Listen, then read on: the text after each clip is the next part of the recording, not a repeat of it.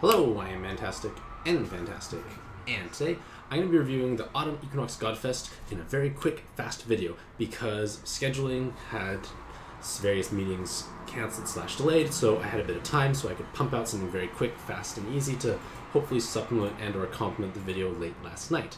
So, the Autumn Equinox Godfest has 6 times rates for Pantheons and Godfest exclusives. Furthermore, it's going to be overlapping with a carnival that will guarantee you a gold egg or better. So there's no silvers. You can still roll a silver egg that's evolved, but this should help cut down a lot of the excessive chatter. If you wish to read about Nay, I do have an article here, and in addition to all that, all rolls will have plus 50 to a random stat. So, due to the fact that I'm quite swamped in general, I can't have much time, but here is a quick overview of what's all the featured cards and Pantheons. So I'm going to rank them further down the article. So I do S through D, and again, if you like Nay, you can click here and boom, excitement. So Pantheon tier list. So not much changes has been made, mostly because I'm quite constricted and short on time. Possibly things might shift around a bit more. I need to find some time to look through, but I'm actually in the process of moving out, trying to look for a new place and looking at new places. So lots of fun and happiness going on. So no notable changes in the Pantheon cards, but I have been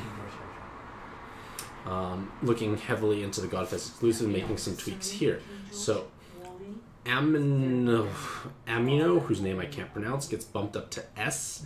Shares Roots and Typhon with their new evolutions, which I haven't looked at closely, but I know they're strong, have been moved from B to A.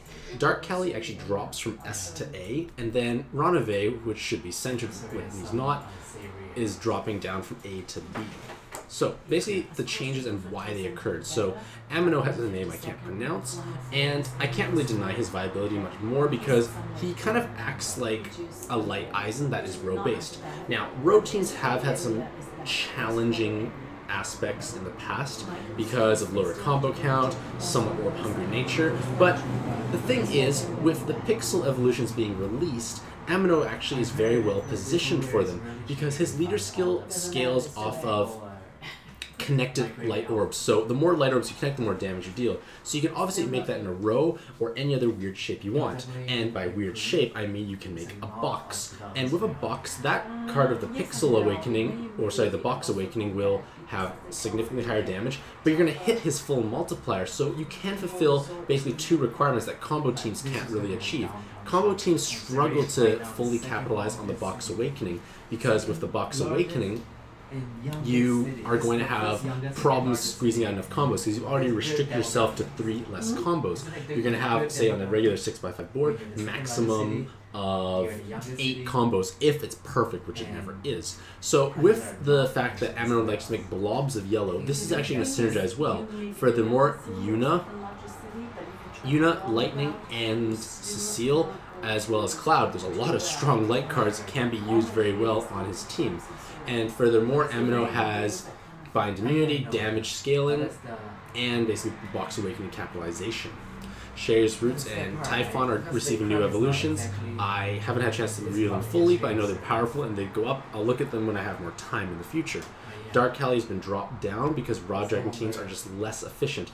Not to say that Raw Dragon's a terrible leader, but the fact that he has to take so much more effort, his consistency is lower by comparison to other meta teams. He's just dropping down overall, and that's why Dark Cali is bringing him down, because it's not as instrumental to your success. And finally, Ronave really can't keep abreast with all those current meta leaders. He's Heartcross, he's Rainbow Leader, he's vulnerable to binds. So many things are working against him. And this list here is mostly taking consideration what's the current state of affairs in North America right at this exact moment. I know there are new evolutions coming out, but I haven't had a chance to evaluate all of them at this point in time. I will hopefully when I finally move and settle down. So for the Pantheons, only Ganesha reigns supreme at S, and if it is your only Ganesha, you should leave him in this form. Don't awaken him, because when you awaken him, you lose the rank experience leader skill, and that's so valuable because no one else can do with that. No one can replicate that, so you want to keep that overall. The other Pantheons are pretty solid. There's a bunch of A's, a modest amount of B's, and not too many C's, and thankfully no D's. So for a report card, this is decently well, I'd say. So the unique carnival is interesting because the Autumn Equinox Godfest has that interesting carnival because it's going to guarantee you 5-star rarity or more. So that means you still can roll a silver egg if that's evolved, but the overall hit rate chance is going to be higher overall. So this is a promising time to roll just because it's less likely to have troll silver eggs even though they can become evolved. So putting it all together with 6 times rates applying, day 2 is a little heavier in terms of S tier cards, but day 1 has stronger A. So like they're actually pretty well evenly scaled. Like you can take a look, like it's pretty even. So it really depends on what you need to roll or what you need to acquire to round out your monster box, because again they're pretty well evenly distributed. Day 1 naturally has Reunite, like the various tri-elemental heart orb makers, because you have Erd, you have Verdandi, you have Skull, you have Reunite, you have Saria, and Sylvie, who are all getting new evolutions soon. But day 2 is a little bit stronger for the 6 stars. They do have the Sonyas, and their Pantheon cards are stronger leaders overall. So again, the decision to roll it out is obviously based on your own individual monster box and what you feel is going to benefit you the most.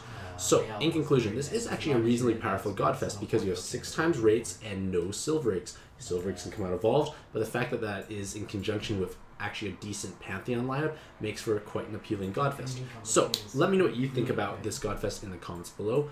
Hopefully you have all a fantastic day, that the amazing Amos and Mantastic are not distracting, and happy puzzling!